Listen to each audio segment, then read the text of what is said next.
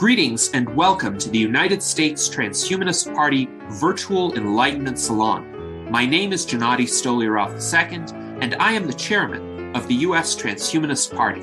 Here we hold conversations with some of the world's leading thinkers in longevity, science, technology, philosophy, and politics. Like the philosophers of the Age of Enlightenment, we aim to connect every field of human endeavor and arrive at new insights to achieve longer lives, greater rationality, and the progress of our civilization. Greetings and welcome to our U.S. Transhumanist Party Virtual Enlightenment Salon of April 9th, 2023. Today we have a twofold presentation for you on AI for medical imaging and personalized medicine, as well as research into long COVID. And joining us is a panel of our U.S. Transhumanist Party officers, including our Director of Visual Art and current Vice Chairman, Art Ramon Garcia, and our Legislative Director, Jason Geringer. Our guest today, who will be presenting, is Dr. Dan Elton, who is the U.S. Transhumanist Party Director of Scholarship. Dan Elton received a Bachelor of Science degree in physics from Rensselaer Polytechnic Institute in 2009 and a PhD in physics from Stony Brook University in 2016. He has been the USTP's Director of Scholarship since 2020, and he has been interested and involved in transhumanism since at least 2009, when he joined the Rensselaer Polytechnic Institute Transhumanist Club. He is a member on several boards of the Lifeboat Foundation, and he is also a contributor and proponent of H+pedia, the transhumanist wiki. You can find his website at moreisdifferent.com, and his Twitter handle is moreisdifferent. He also has a blog at moreisdifferent.substack.com. All of these resources will be posted both in the video description and throughout the course of this salon. So thank you very much, Dan, and please feel free to begin with your first presentation. Okay, thanks, Gennady. Can you guys see it? Okay. So the title of this is how not to waste your medical images. And this is based off of a TEDx talk that I gave a few weeks ago here in Boston.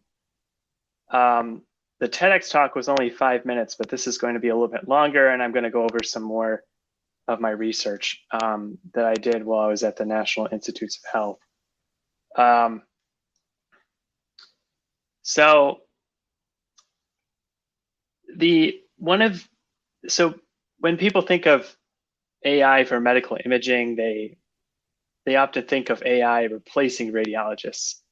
But like I've discussed in my on one of my Substack posts, I think we're actually a long way from AI replacing radiologists. What I've been interested in is how AI can augment the practice of radiology and fill in the gaps that exist in the way radiology is currently done. So one of the big issues in radiology today is the radiologists are really overworked. The number of CT scans and MRI scans being taken is growing exponentially. And the resolution of these scans is also increasing over time. So there's more and more images to analyze in these 3D scans. As a result, typically radiologists only spend about 10 to 20 minutes per scan. And because they are only liable for detecting gross abnormalities or diseases like cancer, that tends to be the focus. There's very little effort put into identifying risk factors. And when risk factors are found, such as plaque or types of visceral fat, they're often not noted. And then if they are noted in the radiology report, that information may never actually make it to the patient because the doctor may just ignore it. So this is where I think AI can really improve things in radiology by essentially identifying risk factors for preventative medicine. While I was at the National Institutes of Health, I worked on several tools for automated extraction of biomarkers from abdominal CT scans. So we developed a suite of 5 tools that measure what we call body composition biomarkers from any abdominal CT scan. So these tools can work on basically any CT scan that's taken that contains the abdomen. And so using the measurements from these tools, we can give we could provide personalized health recommendations to patients. What we can do is for each of these measurements, we can compare the measurements to a distribution of measurements for the average population in that person's age and gender cohort. And then we can identify outliers and provide personalized health recommendations. So, for instance, we might notice that a patient has abnormally low bone mineral density for their age. And then we could tell the patient, you should consider taking a bone mineral density supplement, such as calcium or boron or strontium.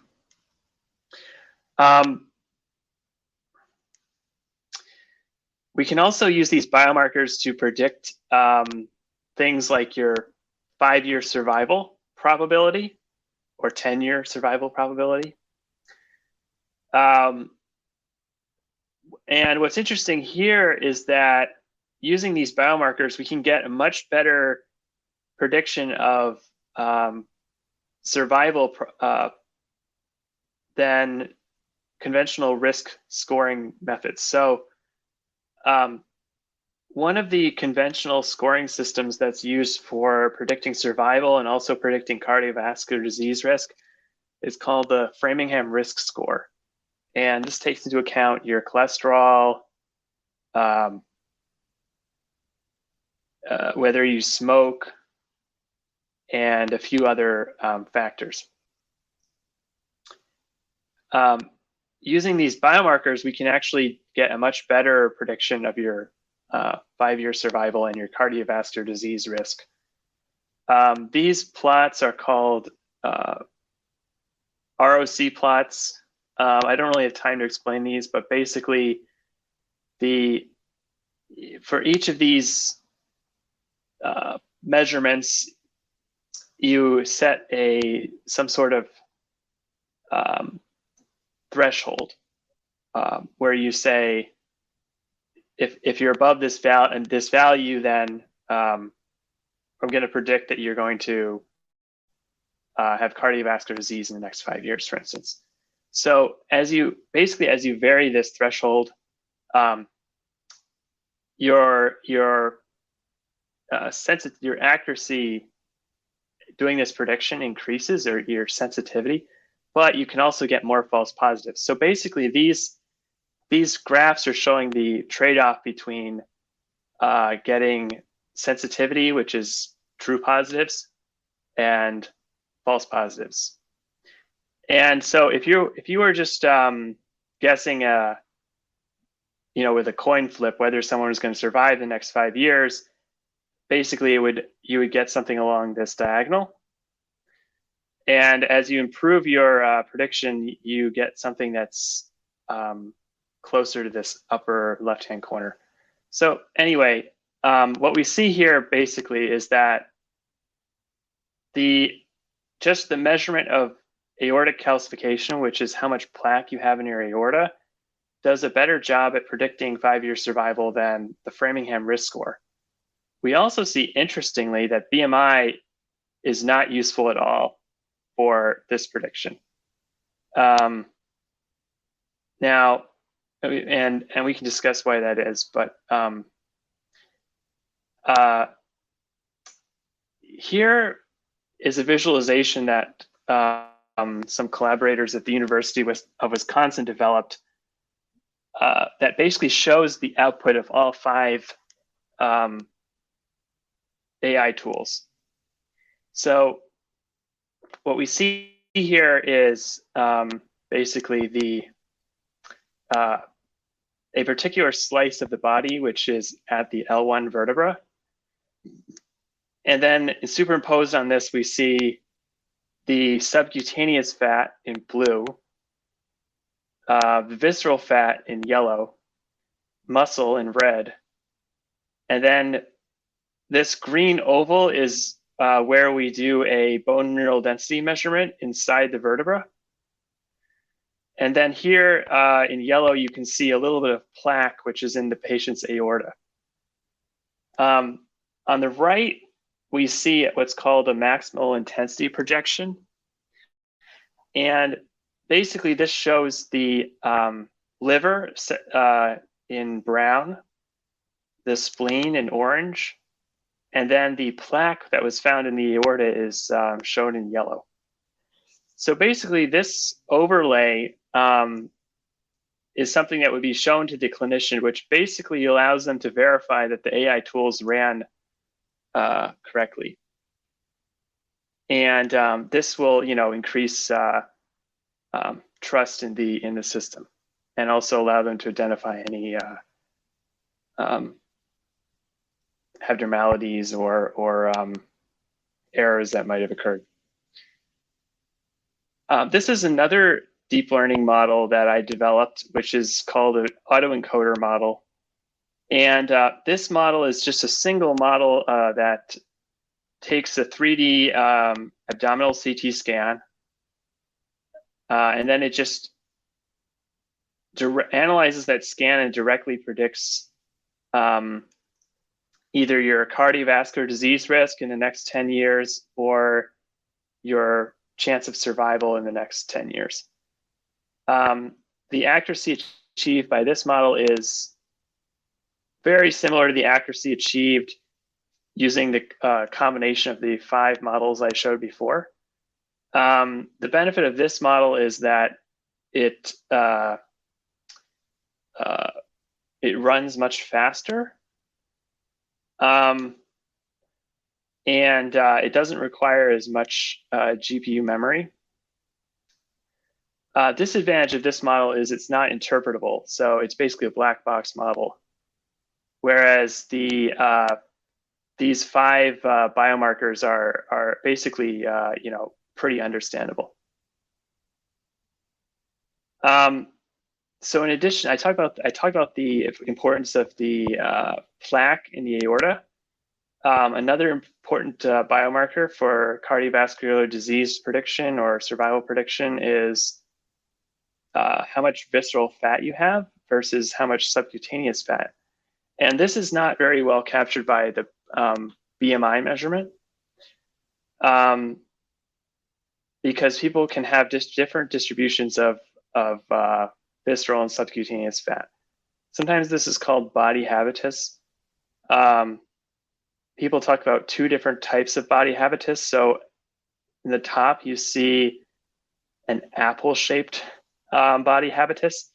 This sort of body habitus has a lot of visceral fat, as shown in blue, and very little subcutaneous fat.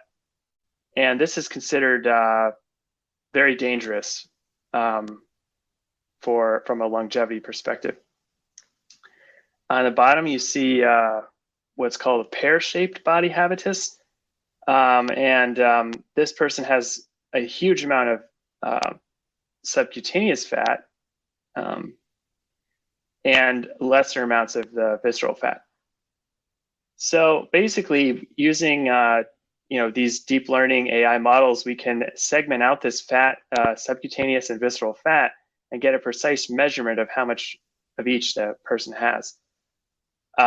This sort of measurement would be very time consuming to do manually, so it's almost never done. But these AI tools could easily just run in the background and do this automatically. This is another example where researchers were looking at what's called a DEXA scan, which is a type of X-ray scan, and they were able to predict 10-year mortality just on the basis of this scan. The nice thing about these DEXA scans is they have very little radiation involved. They tried to interpret this model to understand like where the body was looking, but the results were a little bit unclear. I'm going to continue talking about cardiovascular disease risk a little bit, and then I'll go on to some other stuff. So it's been argued that 90% of heart attacks are preventable. The number of heart attacks that occur has already come down about, or the chance of getting a heart attack has already come down about 50% since 1950 due to better education around risk factors like smoking and diet. But doctors believe that if further interventions were implemented at an early enough time, 90% of heart attacks today could be prevented. Part of the reason they believe this is from a study which is called the Pathobiological Determinants of Atherosclerosis in Youth study. This was a study in the 1990s on people aged 15 to 34 who had died of accidents, suicides, or homicides. And what they did was they did autopsies of these people, and they looked in their coronary arteries to see if they were developing any sort of plaques. And they found plaques, specifically in fatty plaques, in about 10 to 15% of these people. And what's interesting is there was a bimodal distribution of plaque. So typically, this is something you see a lot when looking at the amount of plaque people have. People generally have either no plaque or they have a large amount. There's sort of, whenever you look at like a distribution of across lots of people of how much plaque they have, it's generally always bimodal. And this is believed to be due to genetic risk factors, but they don't really understand it very well. Well, so what they found in this study was that, as I said, about 13% of patients or people had quite a large amount of fatty plaque. And they found that whether they had this plaque or not was not very well correlated with traditional risk factors like HDL or LDL and cholesterol or BMI. So this kind of shows that we need to move beyond these traditional risk factors. Ideally, we would be using medical imaging. So for instance, from a CT scan, you can measure the plaque either in the heart or the aorta. If you have plaque in your aorta, you're very likely to have plaque in your heart and vice versa. And we can also get some rough measurements of plaque from MRI scans as well. And so using medical imaging, we can identify teenagers essentially that have the beginnings of fatty plaque. And then theoretically, we could implement interventions to slow or reverse the plaque progression. And as I said, I think a lot of researchers think if something like this is implemented, 90% of heart attacks could be prevented. So I'm going to talk a little bit about interventions. I haven't researched this stuff in detail, but basically what I found was that there's not a lot of good research that just telling someone they're at high risk is going to lead to lifestyle change.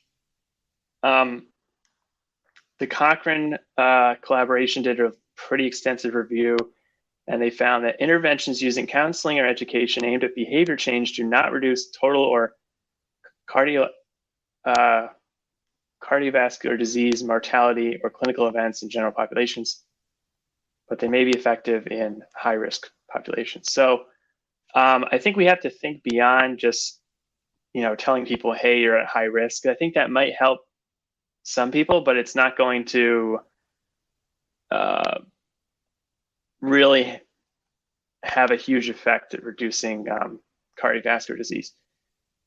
There are some medications that seem to be useful, like metformin, low-dose aspirin, and then there's a new class of medications that's being investigated, which are called exogenous exerkines. These are essentially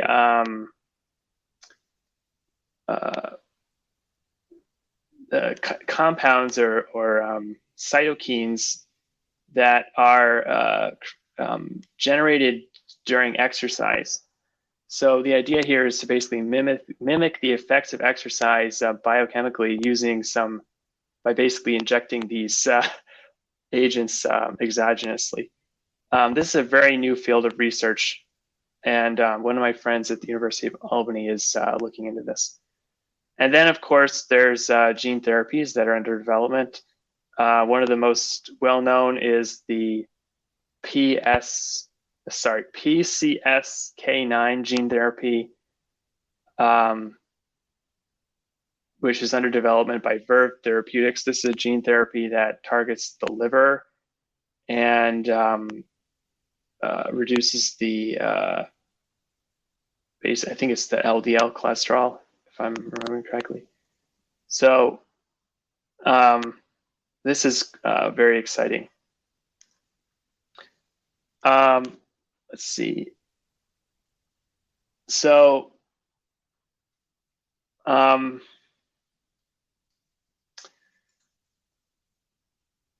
there's another slide I wanted to discuss, which seems to be missing, but one of the other things that I wanted to discuss, which is missing from the presentation, is DEXA scans. So DEXA scan is a scan that's typically taken for measuring bone mineral density. It has the amount of radiation of 2 chest X-ray scans, so it's a very small amount of radiation. And researchers at Verily Life Sciences have found that you can actually measure how much plaque you have in your aorta using these DEXA scans. So they developed a deep learning model that will actually segment the plaque in the DEXA scan. And this is something that's currently not being done at all.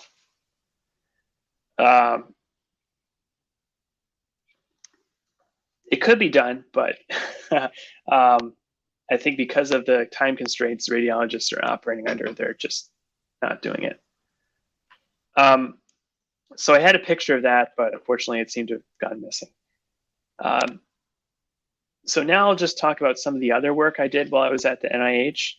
A lot of the work I did was on automated bone mineral density measurement in CT scans. So we developed some software that basically will identify a particular vertebra called the L1 vertebra, and then it will place this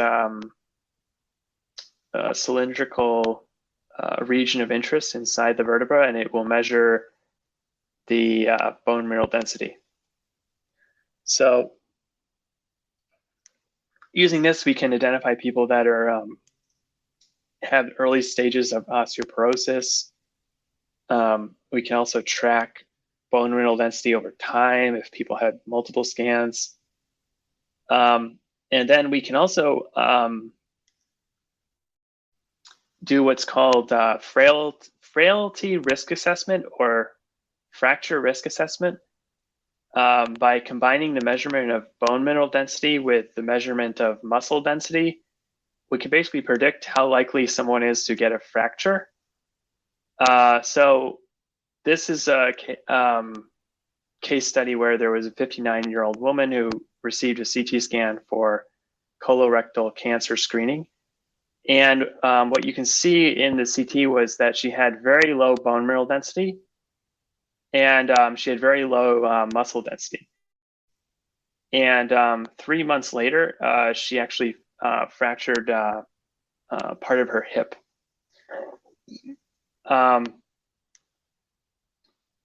So again, we can use these measurements to basically warn people that they're at high risk for fractures, and then hopefully they would avoid doing, like, skydiving or something dangerous where they might get a fracture. Another thing I worked on was automated measurement of compression fractures. And compression fractures are often missed by radiologists. Part of the reason is that a lot of times you need to look at this sort of side view to see them. And it sounds kind of silly, but a lot of radiologists, like, because they're so busy, they're so rushed, they don't really look at these side view, which is also called sagittal view. And so here on the left is the output from software that I worked on at NIH, which can identify compression fractures. And then on the right, we see output from software developed by Zebra Medical Imaging, which is an Israeli startup, which can basically automatically detect the compression fractures. Another system which I've used is called the Total Segmentator. This is a open source deep learning model that can segment 104 different structures. And so basically, using this model, we can get volume measurements of all these different structures. And these sort of volume measurements would be very time consuming to do manually. This is a visualization of the output of the Total Segmentator, which I developed here at my current job.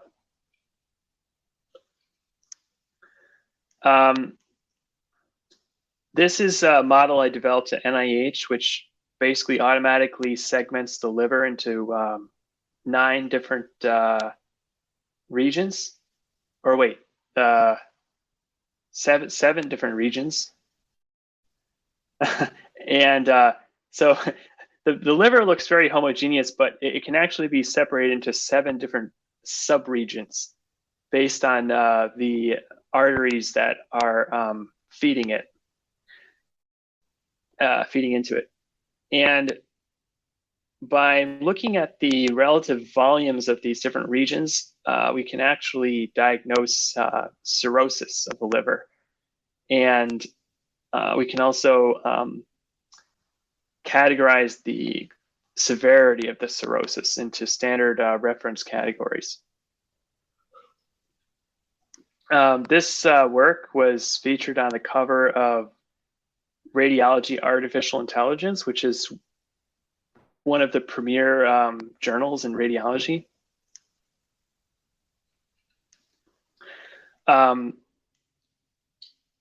This is other work I was involved in at NIH, where I developed a deep learning model to segment the liver. And using this model, we can measure the density of the liver and how much fat you have in your liver. So we can use this to diagnose fatty liver disease or steatosis of the liver. We can also do volume measurements of the liver and the spleen. And using these, we can identify abnormally large livers, which is a condition called hepatomegaly. And this is interesting because the way that this is currently done is they do this sort of linear measurement because they're so time constrained, they don't really have time to do a volume measurement. But we showed that the the volume measurement is actually better for diagnosing this condition than just like trying to do a linear measurement. And there's a similar story for the spleen as well. Like the volume measurement is more diagnostically useful than this linear measurement. This is additional work I was involved in. That was where I developed a model for pancreas segmentation. And then there was a post-bac fellow who analyzed all this data, and they determined there are certain features of the pancreas that are associated with diabetes risk. So essentially, by analyzing different features of the pancreas, we can predict how likely someone is to get diabetes. It's not very accurate, to be honest, but this is sort of like the first ever time this has been demonstrated. So generally speaking, what you see is that people who have diabetes, they tend to have smaller pancreases, and also the surface of the pancreas becomes more rough, and it has these sort of undulations in it. And also the pancreas tends to have more fat infiltrating into it. So using those sort of biomarkers, we can roughly predict whether someone's going to develop diabetes, say, in 5 years or 10 years. This is another thing which I'm actually quite passionate about, which is kidney stone quantification and monitoring. So kidney stones are very easy to detect because they're basically very just bright spots. But currently the volume of the kidney stones is generally not measured. However, using deep learning, we can identify these kidney stones and automatically measure their volume, and then we can track changes in volume over time. So here we're seeing changes in volume over time. And it's worth noting that these CT scans are very low dose scans, so they have very low amounts of radiation. They're very noisy. So sometimes it's actually hard to see the kidney stone in these scans. But the deep learning model I developed basically will segment the kidney stones, and then the volume can be tracked over time. So this is extremely useful because then you can see whether the kidney stone is growing or shrinking, and you can see whether different therapies are working or not. And right now they just use linear measurements, but there's a lot of research showing that these volume measurements are really superior in a lot of ways.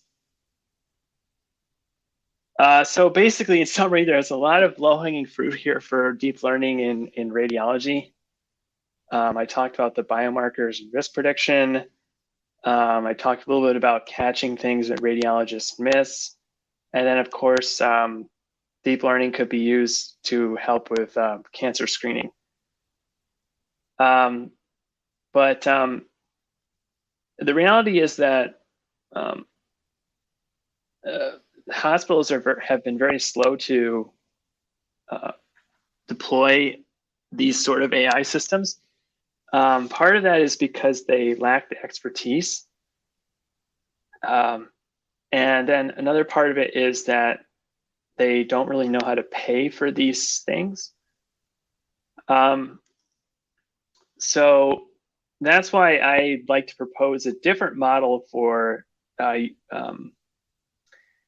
which will allow patients to access AI services much faster. And so basically what I'm proposing here is that patients request a copy of their scans, which they have the right to under HIPAA regulations. And then in the future, patients will be able to upload their scans to AI services that are running in the cloud. And I think this is an alternate funding model for startups that are working on AI in radiology. And so for any startups that are working on AI in radiology, I recommend they pursue both deployment in hospitals and make their systems available in the cloud online for any patient to use.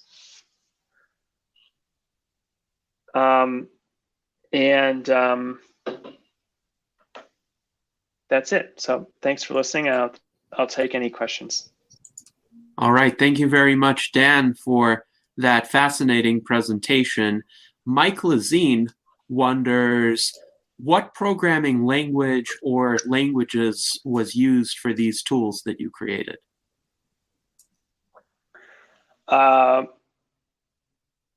Almost all of these tools were developed in Python, with the exception of the bone mineral density tool and the compression fracture tool.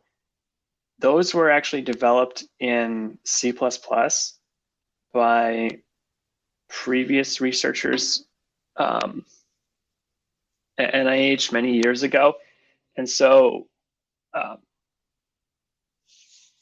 I worked on those tools, and it was very challenging because the C++ is a really challenging language to understand.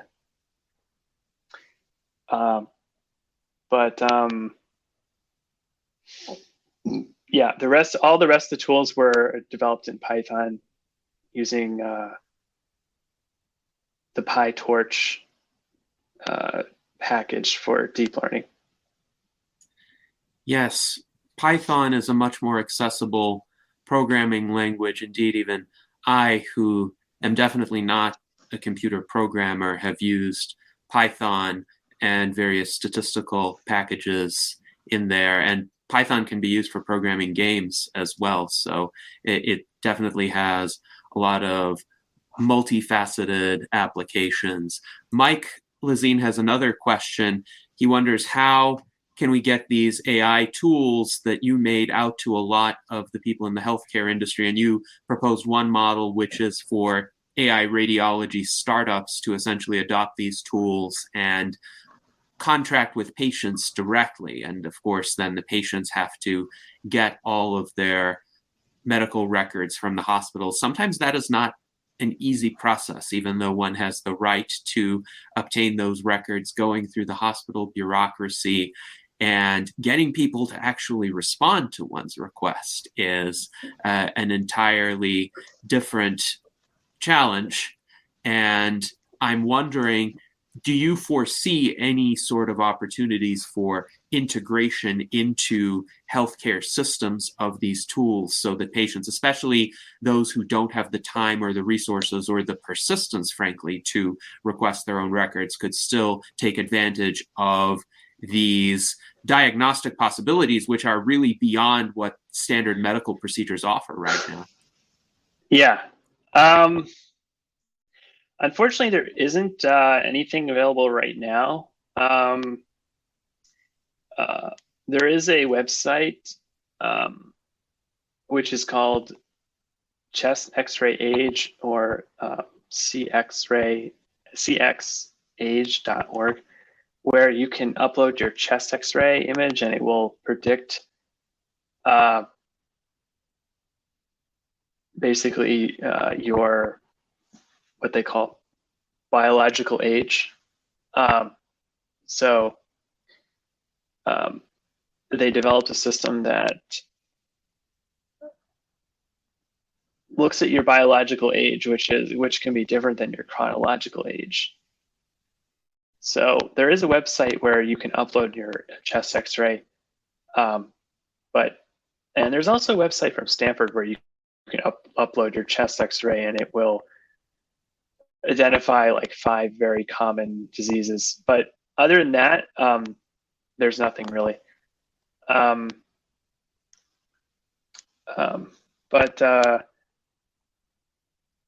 love to see more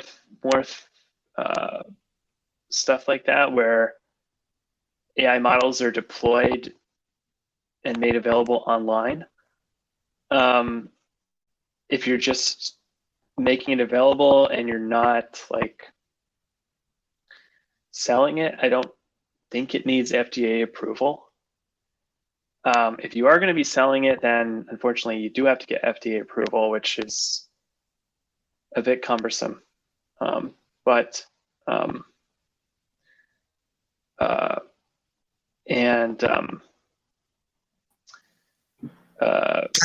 That's kind of weird. I don't think that should be necessary. I think the FDA approval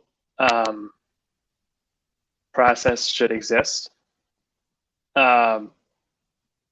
because it's very useful for doctors to know like whether something has gone through the FDA or not. But I don't believe that the FDA should just prevent people from using AI systems just because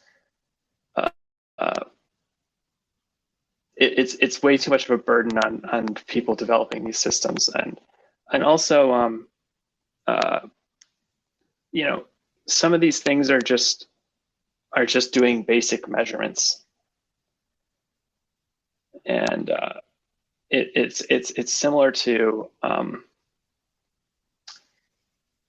what happened with the FDA and 23andMe, where the FDA for a long time prevented 23andMe from basically providing information about their genetic risk factors.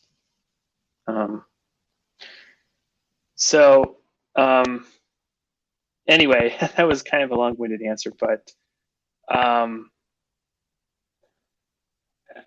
yeah, I hope that there'll be more things available online soon. It is quite hard to get your scans. I have heard that Epic is going to be introducing a feature soon where you could download your scans from their patient gateway system, which is called MyChart. So if that ever happens, that'll basically revolutionize everything, because basically you'll be able to log in and just download your scans. But right now, most hospitals, it's a very cumbersome process, and the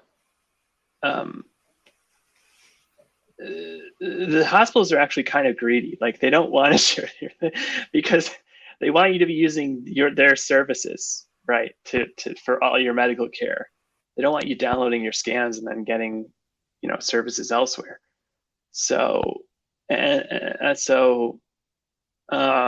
they're very reluctant to share. You do have a right to your scans, and it's important that patients understand that they have the right to all their medical data. But unfortunately, the hospitals are often very reluctant to give it, and also the companies that sell the imaging software and the database software for storing the medical images, they don't make it very easy either. So a lot of times the only way to get the scan is to basically burn it onto a CD-ROM. Like, they have a button that just basically you can click that will put it on a CD-ROM, but they don't have any other options. So you end up getting it on a CD-ROM, and unfortunately, like most computers nowadays don't have CD-ROM drives. So it can be very annoying. But I'd like to encourage people to at least try to get their medical scans. Yes, I think that would be important, at the very least, to establish a culture where people understand that these medical records are theirs legitimately and that they should be entitled to them, and to encourage hospitals to develop more streamlined processes for disclosing those records to patients. Luis Arroyo writes, this is also a top incentive to make stuff for free in this regard, in terms of going around FDA bureaucracy. And I think there is an incentive for this, especially because there are other motives than making money. And I think wealthy individuals need to understand this as well. So let's say a multi-billionaire could be saved or have his life extended by timely diagnoses, but they're not available in the conventional medical system. Perhaps that multi-billionaire could subsidize some AI radiology startups that would accept and analyze many people's data for free, and thereby also improve the quality of the diagnostic technologies. But the payoff for that multi-billionaire would not be in monetary terms. He would be engaging in philanthropy. The payoff would be that his own life could be extended by some of these diagnostic advances. Didier Cornell writes, yes, go ahead. And also, sort of the most useful thing would be if people could upload both their imaging data and their genetic data, because then you could basically find a lot of genetic correlates with disease states and things like that.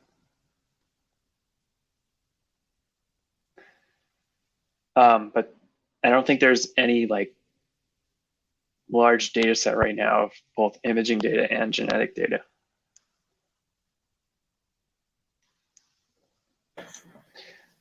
So I thought that was kind of weird about the FDA stepping in to that. I mean, isn't it just kind of like the AI is interpreting a picture? I mean, I don't know. Yeah, if you want to sell it though, you have to go through the FDA, which I don't agree with. There was a very good article from some researchers at Cornell, where they essentially were arguing that there should be a like basically two paths for selling these AI. One is you get FDA approval. The other is you don't have FDA approval. Part of their argument was that like the FDA just doesn't have the resources to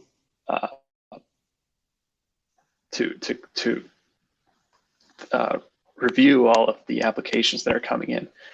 The number of AI tools that are under review at the FDA has been like growing exponentially, and they don't have that much staff. So it's at the point now where the FDA is really slowing the deployment and development of AI tools. So why not just make it available, and with a huge caveat that this is not FDA approved, because fundamentally all it is it's information. Fundamentally it's not much different than, say, going to a doctor or just some random person, like some naturopath or something, and asking them to look at their scans. It's fundamentally it's not really any different. It's just you're having an AI look at it. And I think we allow people to go to see all kinds of alternative medicine people who have no idea what they're talking about.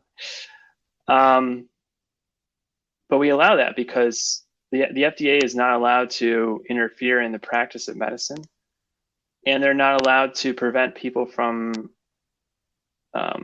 speaking their mind or giving their opinion on something that's guaranteed under the First Amendment. So I think it's very similar with AI.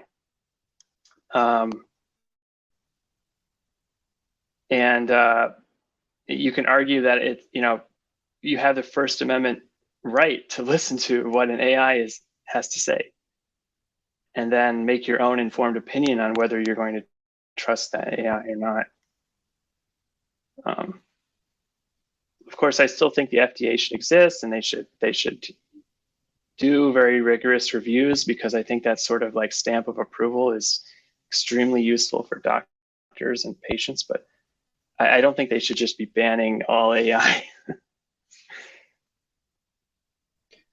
Yes, absolutely. It seems that the current framework where all AI systems that are intended for commercial use have to go through FDA approval is far too onerous. This is actually one of those paradoxical situations in which more agency staffing would make the process easier, and certainly having more examiners reviewing applications could lead to faster approvals, provided there's no bias against these systems at the FDA. But I agree with you, Dan, the better approach would be simply not to have these AI applications subject to FDA review, and instead have people essentially access this information with the knowledge that they are responsible for the interpretation of the results.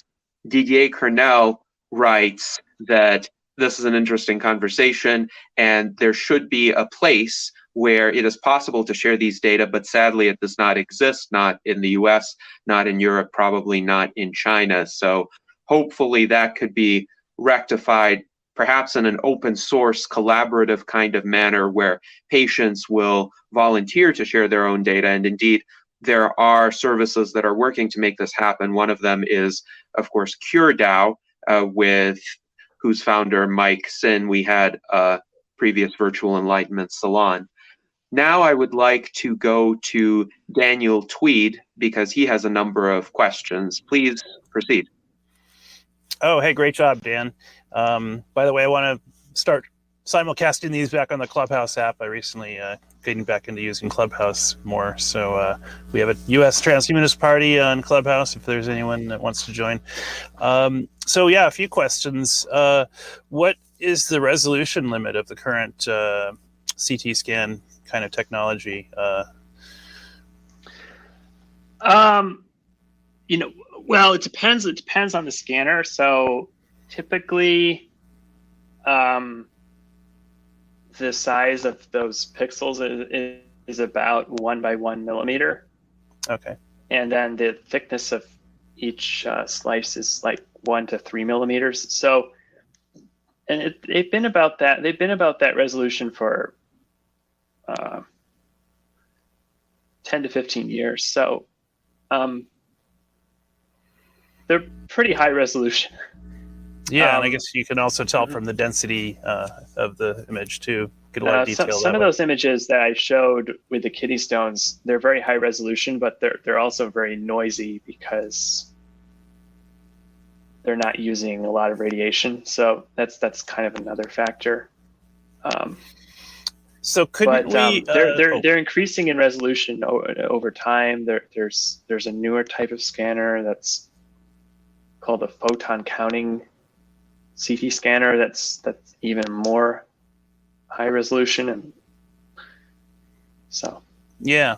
Couldn't we go to like medical colleges where they have deceased corpses that are being for anatomic purposes? Couldn't those be CT scanned? No limit on the radiation there, obviously, and then you'd also know what they died of, and you could build a pretty robust, potentially pretty good database from that kind of data. Is that that's a really interesting suggestion. I really like that suggestion. Economists like Robin Hanson have talked about how like it's really ridiculous that we're not doing a lot of autopsies because there's a lot we can learn from autopsies. One of the challenges, though, I guess with that is just that there's a lot of damage that occurs like post-mortem. So you'd have to factor that in. So for instance, I've heard that, a lot that the brain structures kind of deteriorate very quickly after someone dies. So maybe get a protocol in place. You could see a lot. I think you could see like how much plaque somebody has in their heart, the size of the heart, like a lot of different things. So what? Maybe within 5 minutes of the person being coded, try to get them into an imaging device. Is that? Yeah, I mean, possible? Probably the main reason it's not being done is just there's lack of available scanners.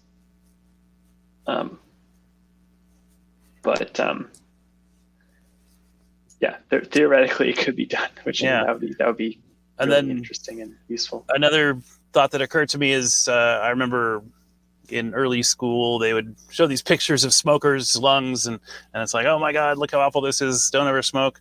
It seems like if maybe that's an entry point for getting a lot of this imaging data more into the public domain.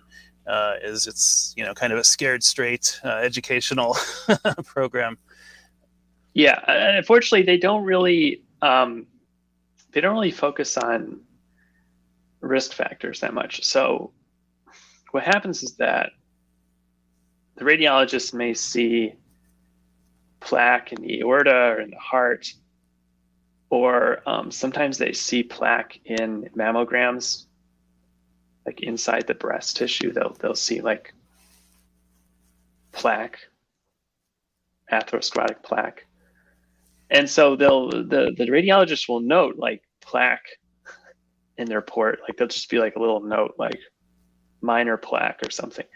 But then what happens is that a lot of times the report doesn't even go to the patient, and the doctor, some of the doctors don't even read that report.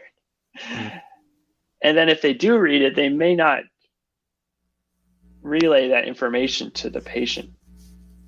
And then if they do relay that information to the patient, they'll just say like, you have a risk factor. But that doesn't really say much, right? So I think they need to get better at like communicating these risk factors.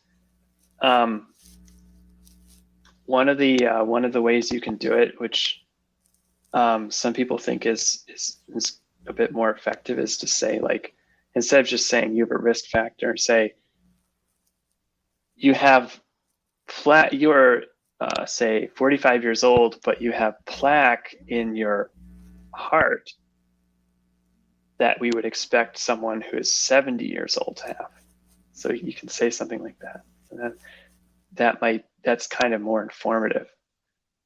Or what I would like is if people just used a machine learning model that has been trained a lot of data that would basically say like, you have a chance of dying, like you have a 70% chance of dying in like 10 years. Or maybe you could even plot like a chart showing like your probability of dying like at different ages. So this is all like stuff that we could be doing, but we're not doing right now. Yes, there certainly are a lot more tools and diagnostic types of results that could be deployed. Now, it's interesting with regard to autopsies, of course, people who are signed up for cryopreservation would not want to have autopsies done on them after their legal deaths. So there does need to be some sort of framework to very clearly protect those rights while also enabling more scientifically beneficial autopsies to be done for people who would otherwise just be buried or cremated, and there wouldn't be any sort of benefit derived from that. Mike Lazine wonders, don't you need consent as well to do autopsies if there are any surviving family members of the person? I believe so, unless it's a crime investigation type of setting, in which case the requirements are a bit more relaxed. But if it's just an autopsy for medical purposes, you do need to be respectful of a person's rights and make sure that they opt in. And Didier says, interesting, if autopsies were systematically performed for all deaths, we would have more murders detected, and after a while, probably fewer murders committed, and therefore slightly longer life. So a kind of systemic improvement if that were the default practice. And also, I would like to give some time for the second topic that Dan was going to discuss today. So I'm going to pose one more of the questions that has been raised on AI for medical imaging. We might be able to return to some of the other questions later. Jason Geringer wonders, can you tell what kidney stones would look like in advance so as to perhaps determine how painful they would be for a person? Yeah, that's something I would love a warning for. Hey, you got a painful one coming, man. You better bite the bullet when next time you. Well, that's something I was really interested in because I had read the work of Andres Emilson, who's we all know as founder of the Stanford Transhumanist Association, and he argues that kidney stones are one of the most painful conditions known based on surveys he's done and other stuff. So, yeah, I was really interested in, can we predict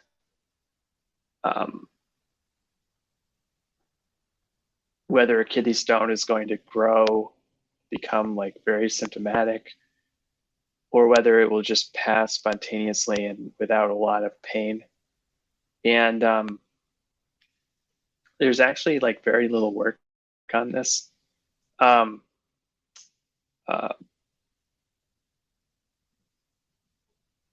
What we did at NIH was we looked at about 12,000 scans that were taken for CT colonography. So there's a procedure that some people get when they're around 65, where they get a CT scan that looks at their colon. And basically, air is inserted into the colon, and you go into a CT scanner and they can basically look at your colon. And so that's an alternative to getting a conventional colonography, which is sort of an invasive procedure where you have to get your colon flushed out, and it's kind of painful and stuff. So anyway, we looked at like 12,000 scans that were taken for CT colonography. And we found that there were kidney stones in about 15% of them. And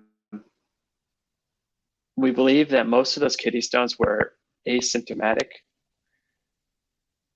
And then, so the question is like, how likely are these asymptomatic stones to become symptomatic? And there's actually very little work on that. I think I only found like one paper on it. And the conventional thinking is that most very small kidney stones actually just get flushed out at some point, and they kind of just pass without causing any pain. But then there's other work showing that people who have these tiny kidney stones are much more likely to get larger stones that cause a lot of pain later in life. So right now, the tiny stones, they're not considered very serious by doctors. And sometimes they're not, I think they're not even really noted, believe it or not. Because just if something's not serious, the radiologists don't mention it because they don't want to scare the patient. But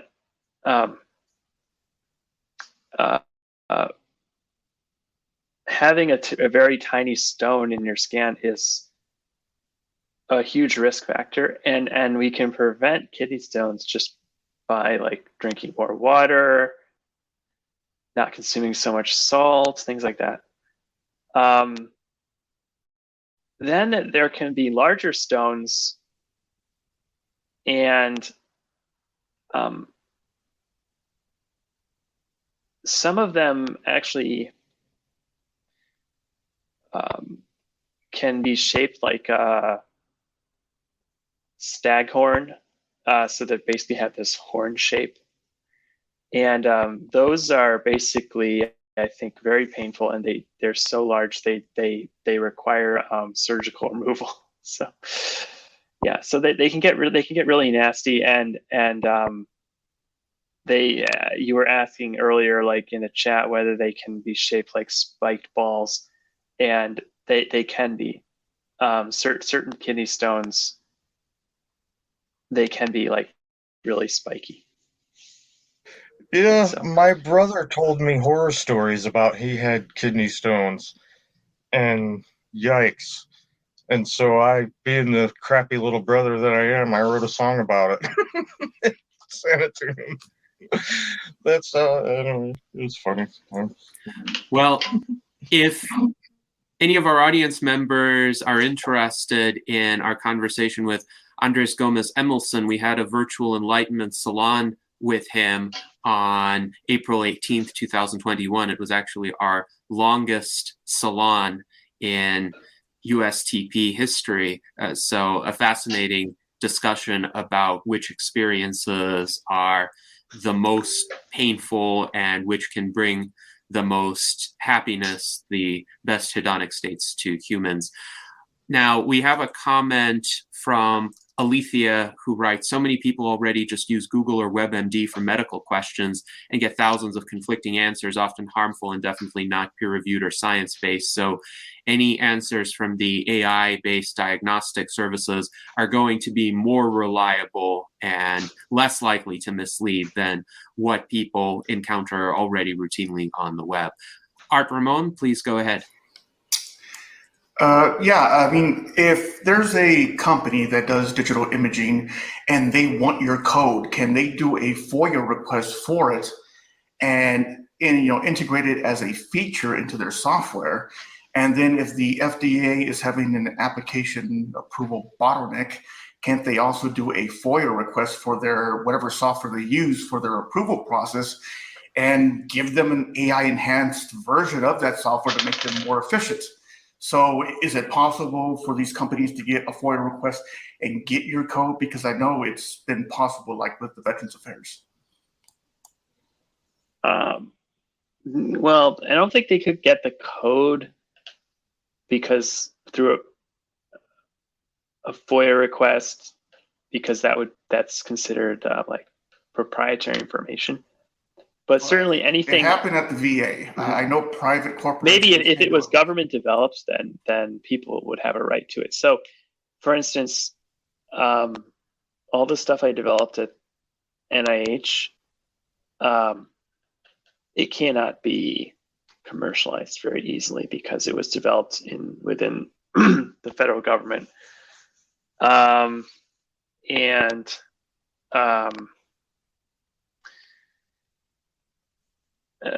yeah, I'm not sure what happened at the VA, but in general, like if people submit software to the FDA, it's considered proprietary, confidential information. But with a FOIA request, you could get information on the process used for the approval and all the data that was, or at least some of the data that was used to justify the approval. They don't really have like a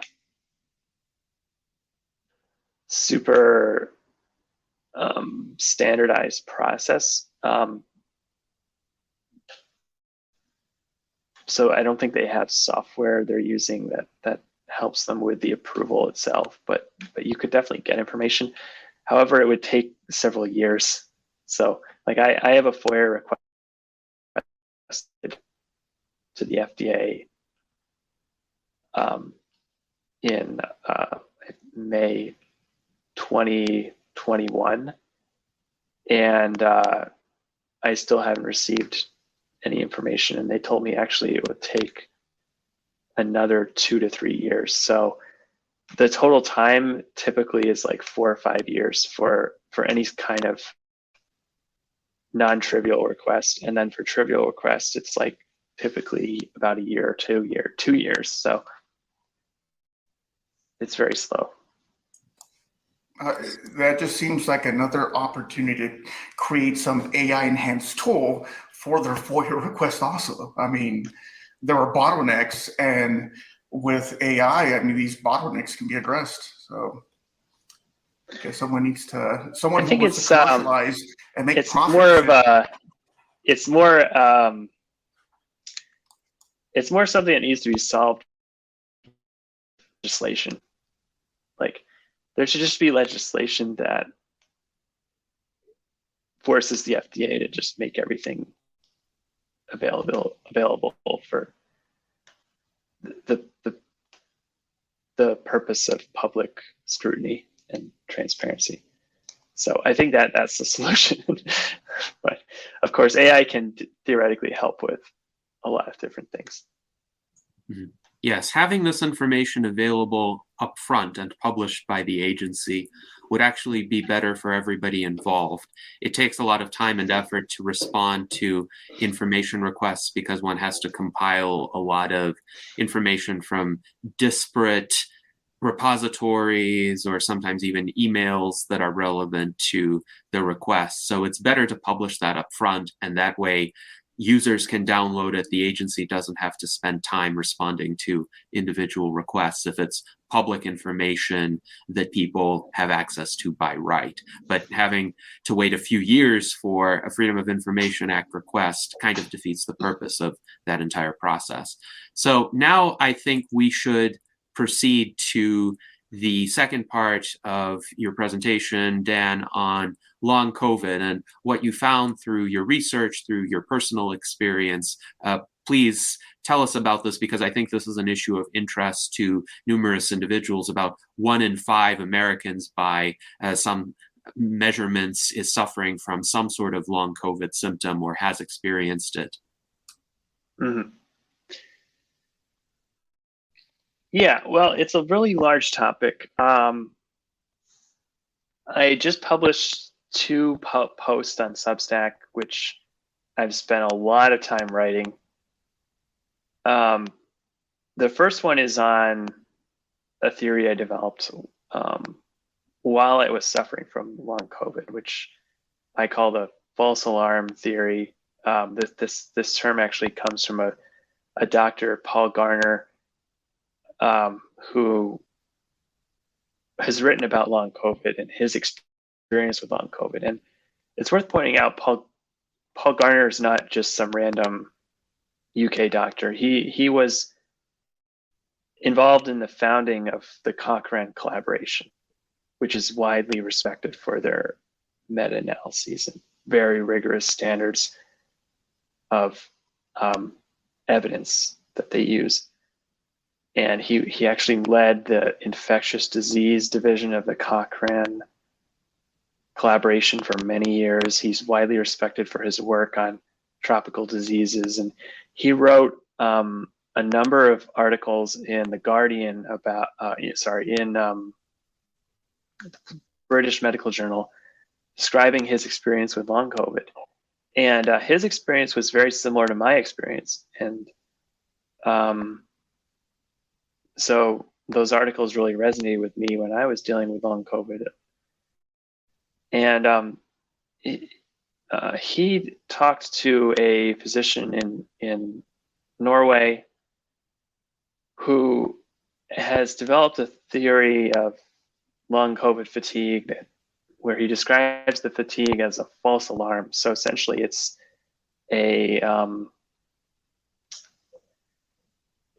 it's inaccurate. So essentially your brain is saying that you don't have any energy in your body, but actually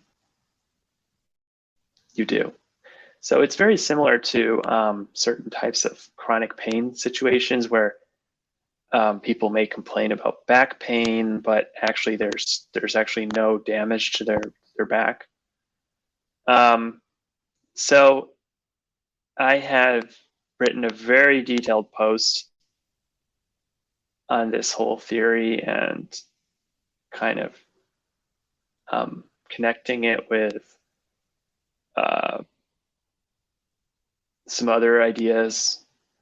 And then I have another post which is going over some psychosomatic factors that may play a role in long COVID. And then I also discuss some biological factors. Now basically, to go back to the beginning, we should discuss how common long COVID is, because there's been a lot of fear mongering and really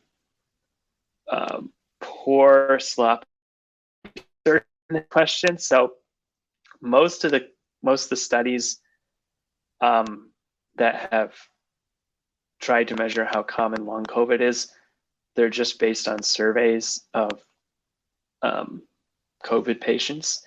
and they don't have any control group. So from those studies, sometimes some people will say that like 30% or even 70% of people have, quote, long COVID at 3 months. But a lot of the symptoms that people report and which they attribute to COVID are actually very common. So for instance, brain fog is extremely common. It's like 30%. If you just sample random people, like 30% of them will say they have brain fog. Same thing with fatigue. Fatigue is extremely common. It's like 30, 40%. Sleep disturbance or insomnia is reported in 20 to 30% of random people. Pain is very common. Stomach issues are very common. A lot of these things are extremely common. So you really need a control group to see if there's actually more of these symptoms in people who had COVID. So the studies that actually have a control group, what they find is like at 3 months, it's about 10%, 10 to 15% of people who had COVID have more symptoms. And so then there's another question though, which is how much of this is specific to COVID versus just any viral infection? And there's another paper that came out recently, which seems to indicate that when they looked at people who had gotten COVID versus people who had an upper respiratory viral infection, and they found that basically they had similar levels of symptoms. So it seems that the, quote, long COVID is not really specific to COVID. It's just a standard sort of thing that occurs with any kind of viral infection. Maybe with some viruses a bit more than others. And so it's the idea that long COVID is like this new diagnostic category or some new scary condition. I don't really think it's true. I think this is type of syndrome that can occur with a lot of different viruses. The most famous one is Epstein-Barr virus. So like people who have Epstein-Barr virus, which is called mono, colloquially, something like 20% of people have symptoms lingering at 3 months, and then maybe 10% at 6 months. And then a small percentage have symptoms that persist for many, many years. So,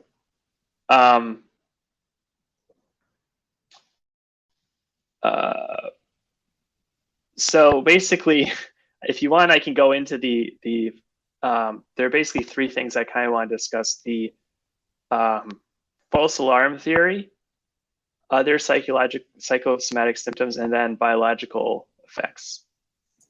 Yes, please go ahead. Okay. Well, I guess I'll start with the biological causes of long COVID.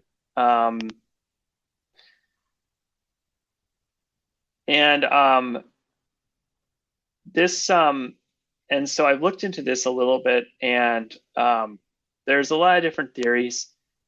The one that I find the most convincing is Epstein-Barr reactivation. And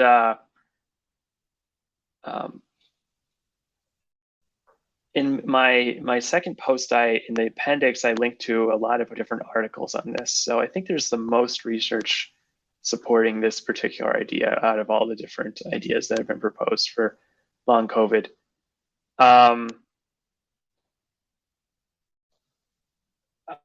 In one of those papers, they actually had a control group, and they found that the long COVID patients who had Epstein-Barr reactivation had quite a lot more symptoms. So I found that pretty convincing. Another interesting thing was some of the three major symptoms that they found that were more common were sleep issues, insomnia, fatigue, and tinnitus, which is ringing of the ears. And those are symptoms that I had in August.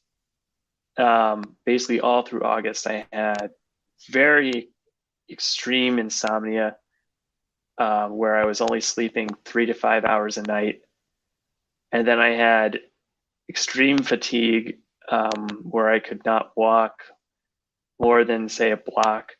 And then I also had the ringing in my ears. Now, at the time, I thought the ringing in my ears was just due to the insomnia and stress level on my body, but I actually think it could have been Epstein-Barr reactivation. In 2019, I had fairly bad fatigue for about 6 months. That was unexplained. And at the time, I had I had myself checked for Epstein-Barr virus, and there was some evidence of Epstein-Barr reactivation. So it's something I think I've experienced in the past, and I think I probably experienced it again with my long COVID experience. There's other viruses that some research is that can also be reactivated, like cytomegalovirus and some herpes virus. But the main one seems to be this Epstein-Barr virus. So then, as far as other biological contributors, obviously, if you had a severe COVID, you could have organ damage. So in especially in patients that are hospitalized, they can have permanent scarring of their lungs. I don't think I had anything like that. I actually had a chest x-ray that was done in August, which showed my lungs were very healthy. I had very intense pain in my chest all through August, but I believe that was just due to inflammation of the muscles, due to a lot of coughing in July. And once the muscles in between the ribs become inflamed, it's very difficult for that to heal because you're constantly moving. So basically, that was an issue I had all through August. But I don't think I had any permanent organ damage. I think permanent organ damage is pretty unlikely if you've been vaccinated, and it's really only going to occur if you had really severe COVID. Another biological factor would be so-called microplaques. I haven't done a lot of research on that, but it seems that could be a factor. And then the other one that I think is possible is just lingering virus. But there's not a lot of really good data on that. There are autopsy studies on patients who had COVID where they found virus like 6 months after they had COVID. But it's not clear like if that virus was actually causing any symptoms. And actually in some of these studies, they say very specifically that the patients were not experiencing any COVID symptoms. So it seems that you can have some virus lingering around and it's not really causing a lot of problems. So I'm kind of skeptical of that whole theory. I think it could be a factor in some patients, but I don't think it's like the dominant cause of long COVID. I'm open to my mind being changed. I think we need more research, but I have a hard time seeing it being like a dominant factor. And then there's other biological causes that people talk about, such as immune system deregulation, and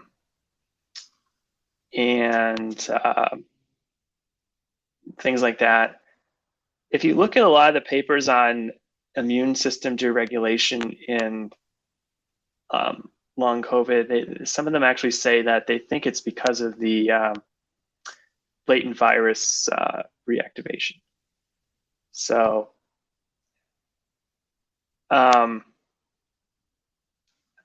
yeah, I don't know if that's how big of a causal factor that would be. And then there's also a lot of other theories that just don't have any scientific evidence to support them. So, for instance, a lot of people online think it's due to like histamine release or mast cell activation, and there's no evidence for that. A lot of people are taking Benadryl to try to help with long COVID, and it can help you sleep. Like if you take Benadryl in the evening, it can help you sleep, but there's no evidence that Benadryl is going to help with long COVID. Yeah, so what I discussed in the second post is, or really in both these posts, is psychosomatic effects. The way I define psychosomatic is just something that arises in the brain. So it doesn't mean it's a psychological issue necessarily. Psychological issues would be a subset of psychosomatic issues, but psychosomatic is a much more general term.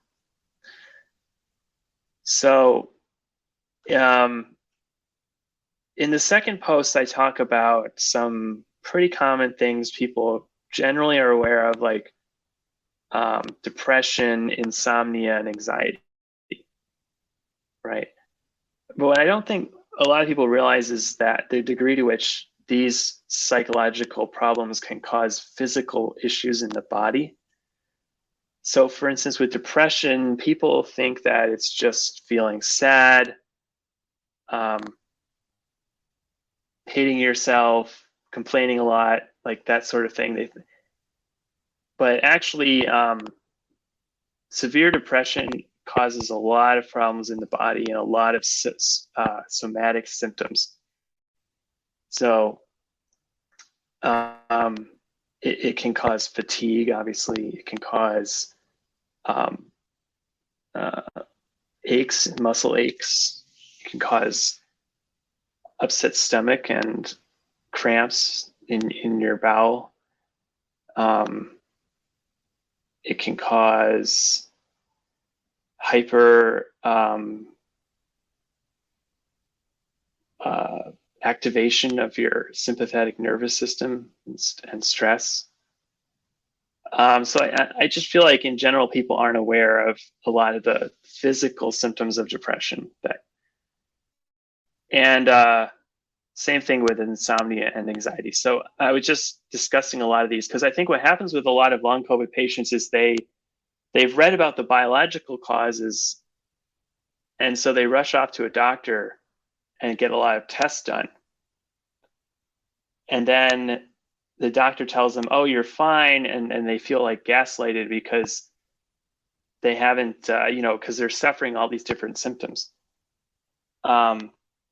Where in reality, a lot of these symptoms are coming from anxiety, depression, insomnia. And so I think it's a big problem. Now, some people think that you shouldn't think that there's a kind of the opposite problem where people are, they're like going to a psychologist for depression whereas actually they have a biological condition. And that's another problem that can occur. But I actually think the first problem is bigger. So I think there's a bigger problem of people going to a doctor for psychological issues than vice versa. And so then there's another psychosomatic cause for long COVID fatigue, which isn't really psychological. It operates more subconsciously, and that's the false alarm theory. And that theory is a little bit. I ended up writing a whole article on it. And so what happened was I read this book that was called Endure, which is about long distance running, and they talk about something called the central governor. And essentially that's a model that in your brain of your body's energy state. So there's been a lot of research on why runners get fatigued. And in the early 1900s, they thought it was due to lactic acid buildup in the muscles. And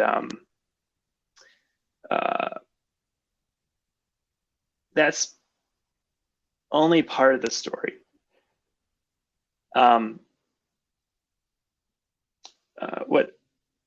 One of the things that can't be explained by like the lactic acid theory or other similar theories is that when runners are running in a race, when they get close to the finish line, they tend to speed up. And that's kind of surprising, because if the runners are running as hard as possible, like, why do they just suddenly speed up at the end? Like, why do they get this burst of energy at the very end of the race? And to explain that, this central governor theory was invented. And basically what this theory says is that there's a fatigue is generated by a model in your brain that's running, that's trying to simulate how much energy you have left. And the fatigue is generated to prevent you from damaging your body. So it's to prevent like permanent damage to your muscles and organs that would occur, like if you, for instance, had a ton of lactic acid buildup, or your blood sugar and oxygen were getting really low. So there's this theory that this model is modeling like how much energy you have in reserve, and then basically generating fatigue and kind of like predicting things into the future as well. So anyway, it's a little bit hard to explain but I try to explain this in the post. And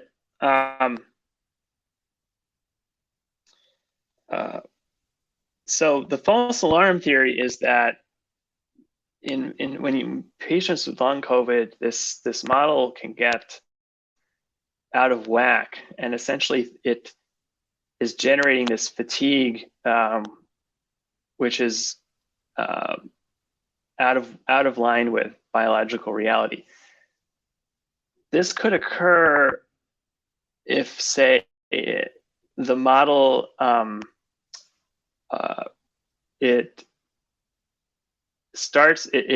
shifts when you get COVID. So when you initially get COVID, obviously you have much less energy, and that's because your body's using a lot of energy to fight off the virus. So naturally you feel fatigue because you have less energy. But then what could happen is that even after the virus goes away and everything returns to normal, this model in the brain still is operating under the impression that you have COVID, essentially. So it hasn't adjusted to the new reality that you no longer have COVID. And this is very similar to what happens sometimes in people who have like fractures or broken bones, is that the damage will heal, but then the brain doesn't update. So there's still like a lot of pain being generated, for instance. In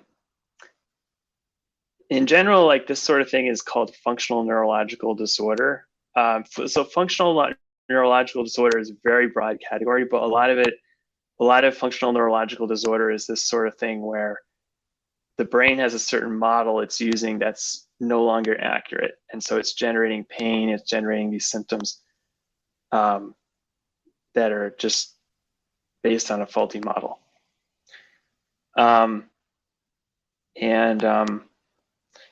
So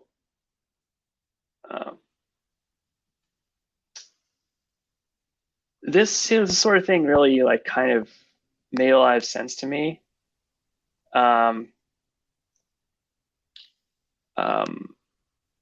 And it suggests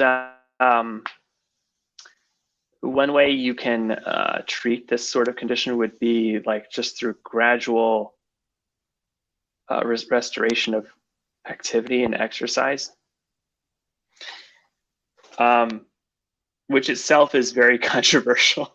It sounds kind of crazy that exercise would be controversial, and I think like among like doctors, it's not controversial, but online and among like people in the long COVID community, exercise is very controversial. So I discussed some of that in the article as well. But I think I'll stop there since we only have like 25 minutes, and I'll take any questions people have. Yes, thank you very much, Dan, for that presentation.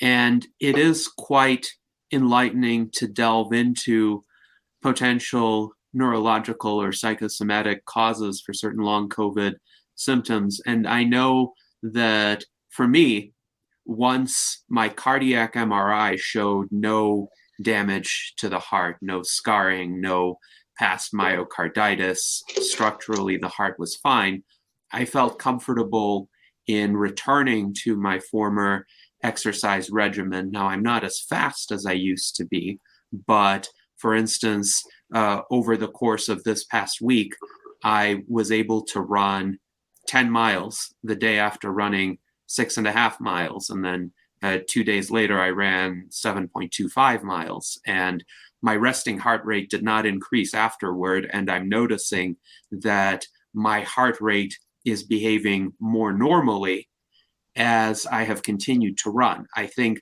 one of my fears when I was 3-4 months into the long COVID experience was that when I started to run, all of a sudden my heart rate would rise into the high 160s or 170s in terms of beats per minute. And this is unusual for an endurance athlete. Usually when you're running at a moderate pace, your heart rate will be in the 130s, 140s, sometimes in the 150s, but 170s would be corresponding to extreme physical effort. So the fear of that happening and the implications of that made me pull back every time I tried running, or I would do like a run walk type of sequence. And what I should have done, not right away after having COVID, but perhaps 2 or 3 months after I tested negative for COVID, was to essentially continue running every day. And I realized what happened was my heart had been deconditioned. So the first time I would run after a long period of inactivity, yes, the heart rate would be higher than I was used to. The second time it would be a little bit more typical. The third time it would be even more typical. And now when I run, I would say my heart rate behaves fairly normally. Now that's not to say that all symptoms have subsided, but there is an element of exercise that could be quite helpful. But what I'm wondering is, can functional neurological disorder or some sort of psychosomatic element explain not just fatigue, but other symptoms, say chest pains when there's no obvious physical damage to the heart or to the lungs? Yeah, I don't think any of this is very well understood, but I don't see why not. So the brain is essentially where pain is generated. So people have this simplistic model that like there's these pain sensors, and when something is when these pain sensors are activated, you feel pain. But actually, whether or not a sensation is painful is determined by structures in the brain that are modeling like what's going on. So people have a hard time understanding this fact, but this can be seen, like, for instance, in the there's something called rubber hand delusion. Where I don't know if people have seen this, but the experimenter has this the patient's hand on a table, and they have this rubber hand, and by the patient's actual hand is covered up, but they can see this rubber hand on the table. And then by touching the rubber hand and touching the patient's hand at the same time, the brain starts to get tricked into thinking that the rubber hand is your actual hand. So then you can actually, if you start to like poke at this rubber hand, you can actually cause sensations of pain, because the brain is modeling that the rubber hand is your actual hand. So that just shows like how the brain generates pain. Another example, which is a little more kind of like woo or not really scientifically studied, is hypnosis. People have claimed that hypnosis can be used to treat pain by basically suggesting like, actually, to the brain, like, actually your body's okay, you don't need to be in pain, things like that. It sounds kind of crazy, but there's a lot of reports of that. So yeah, the brain basically interprets sensory signals based on the way it's modeling things. Anyway, so yeah, so to get to your point, it could cause pain. Now, as far as the issue of higher heart rate, some of that could just be from deconditioning. So, and some of it could be from anxiety, and some of it could just be from issues with your monitoring device, right? Like, didn't you find that there was some like spurious readings coming off Yes, the device? which is why I wear 3 monitoring devices now when I run. I have the Fitbit, I have the Garmin, and I have a Frontier X2 monitor, which I can attach to my chest, and that can give the most accurate measurement of heart rate as well as breathing rate, for instance, and even a live ECG. And yes, like I found like when I was going back to the gym in January for the first time, like I really had to recalibrate things because my body was, it had changed. Like I had deconditioned a lot, so I was not capable of doing the same kind of sets as I was previously, and you can easily overexert yourself when you're recovering from long COVID. So it's something to be aware of, and so that's why some people do like heart rate tracking and things, but it has its own issue. Yeah.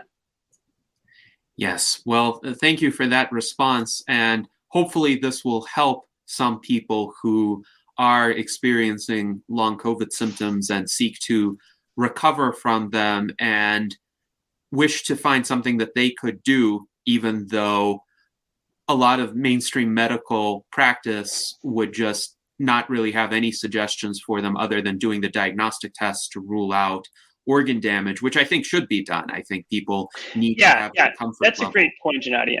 I think it is useful. So I think you just made two great points. The first is that the doctors are not going to be able to help you with long COVID. I spoke to two doctors. They did not help me at all. They basically just said rest, try to ease back into exercise, eat healthy, sleep more, basic stuff like that. They had nothing else to say. There's no the science has just not developed that enough. And then the other point is it is useful to get organ damage ruled out. I think it's very unlikely for people who had mild cases, but it's useful to get it ruled out just for peace of mind. So I had a EKG and a cardiovascular function test done in October, where basically I ran on a treadmill and they had like an EKG device, and those EKGs are way more accurate than like the smartwatches, because they have multiple electrodes and they're getting a much clearer signal. So that ruled out like any kind of damage to the heart or lungs. And that was quite useful, because then it was reassuring. And also just going through the process of running on the treadmill helped me get over some of the anxiety I had about exercise. So yeah, so I definitely recommend that if people are dealing with long COVID. Yes, indeed. So we have time for a few more questions. Let's go to Tom Ross. Yeah, I think peace of mind is the key here. I think even this salon and talking about it is extremely helpful, because it is the psychosomatic part.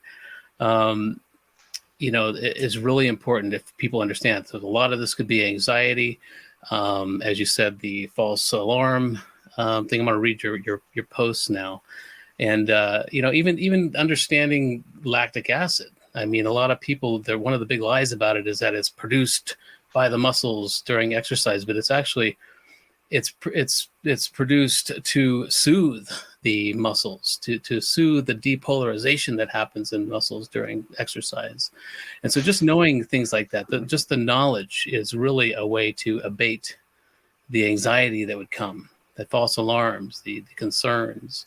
I do a thing, it's kind of the opposite of the rubber hand thing, where if I stub my toe or I hit my finger or I get a paper cut or something, I immediately, eventually or really quickly, I focus on the other finger or the other toe in in my bilateral body, and I immediately start thinking about how good that finger feels or how good that toe feels, and it just takes my mind off of the other thing, and it immediately kind of just, the whole pain thing abates. It's about focusing the brain on what's working rather than what doesn't. So I've been doing that for some time, and it really works.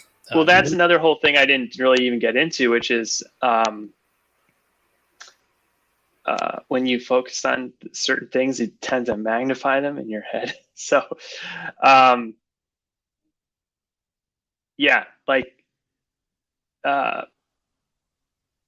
and to be clear, the false alarm fatigue, it's not saying it's due to anxiety.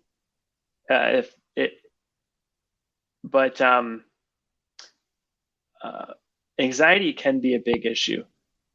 And one of the issues is just that you tend to focus on sensations in your body and just worry about them too much. So, like, for instance, when you're exercising, it's normal for it to be kind of uncomfortable, right? It's normal to feel aches in your muscles, for instance. especially if you haven't exercised for a month or two.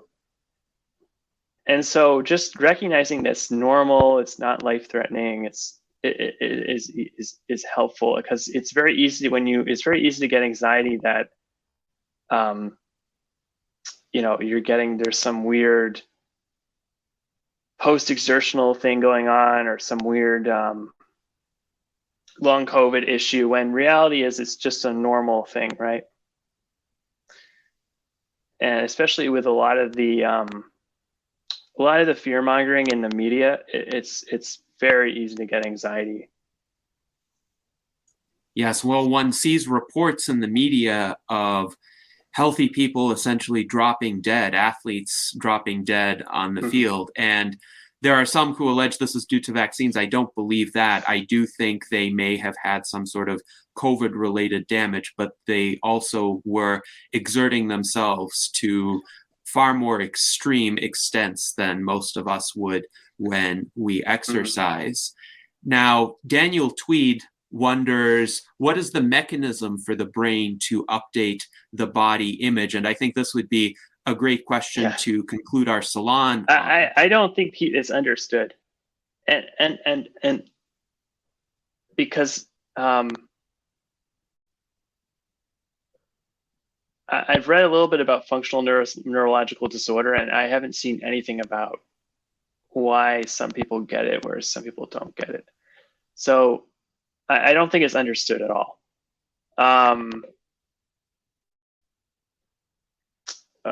So some people, when they have a broken bone or something, everything will be healed, but then they still can't operate the limb. And so that's a common type of functional neurological disorder. And so for instance, maybe someone hurt their arm and then everything's healed, but they still can't move their arm. And they know that the doctors often, they can like get the arm to move by doing something where you kind of unconsciously like flinch your arm. And so they know like the arm can move, but the patient can't move their arm. Like they can't move it. And this can be very frustrating for patients, because they might go to some doctors and they'll tell them, hey, your arm is fine. But if they go to a neurologist, likely they will be diagnosed with functional neurological disorder. And I don't think they have any idea why this happens in some patients, but it does. Yes, I think it is essential to study these kinds of mechanisms in greater detail to try to give patients who are experiencing these symptoms and these limitations a way out. If there's something they can do in terms of a daily regimen, some habits that they could adopt to gradually recondition their nervous system to align with the objective physical reality, I think that could aid a lot of people. And I would say it should be a relief to people when they find out that there's no organ damage or their blood tests are normal, because that indicates that the condition is reversible. And it's a question of, can we figure out a pathway for that particular individual to reverse it? So thank you very much, Dan. And most of these things are treatable. So,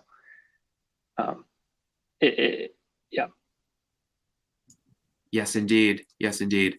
And I think we do need to focus on this issue, because especially as I think a lot of people unjustifiably are putting this pandemic out of their minds, many other people are still suffering from it and are at risk of reinfection, which is the big concern with COVID, because essentially virtually all of us have had COVID once.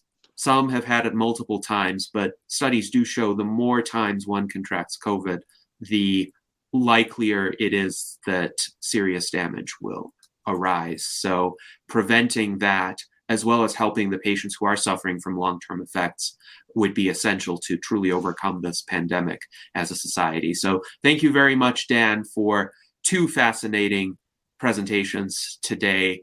I think our audience really enjoyed the in-depth exploration both of AI for medical imaging and the long COVID findings that I think could help a lot of people on their path to recovery. And thank you to our panel. Thank you to our audience, as usual, for the thoughtful commentary. And I hope that we can all live long and prosper.